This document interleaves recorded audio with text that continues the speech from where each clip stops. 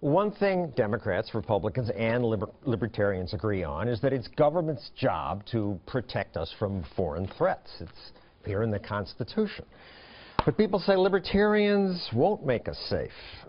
Mr. McAfee, as president, what would you do about ISIS? That's an easy answer. I'd like to first start, I didn't get a chance to say which program I would cut. I think the FDA serves a very limited purpose, and so that would be the first thing I would address. What would I do about ISIS? ISIS is a problem of intelligence gathering more than anything else.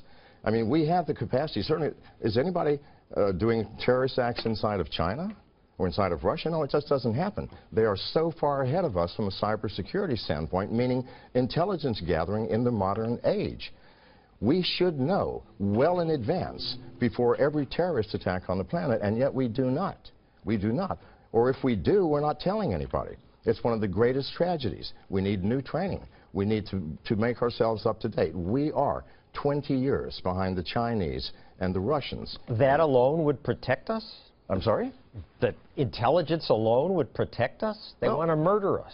Can I give you an example? Okay.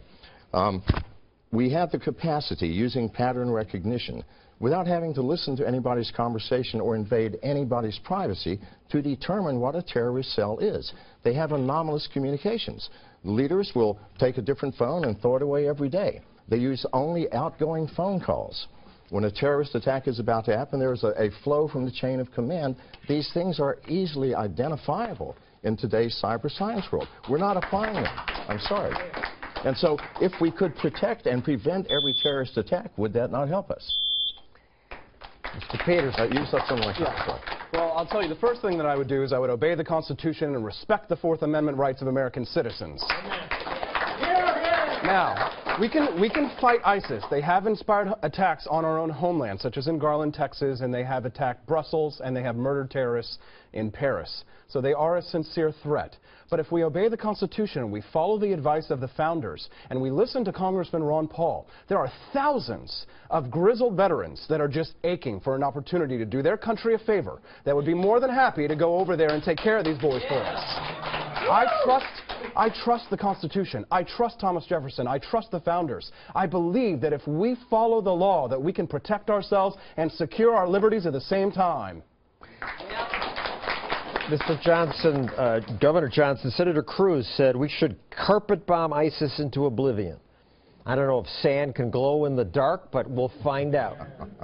Well, I think that this is the problem, is that this is how we have addressed these problems. We've addressed these problems with bombs, not our brains. We need to cut off the funding to ISIS, and we need to have Congress declare war on ISIS, and not that they haven't been the aggressor, but where did al-Qaeda go? Well, gee, we cut that head off, and now we have ISIS, and when ISIS goes, something else is going to arise. Look, we need to contain what's happening over in the Middle East. Declaration of war from Congress, and let's cut off their funding.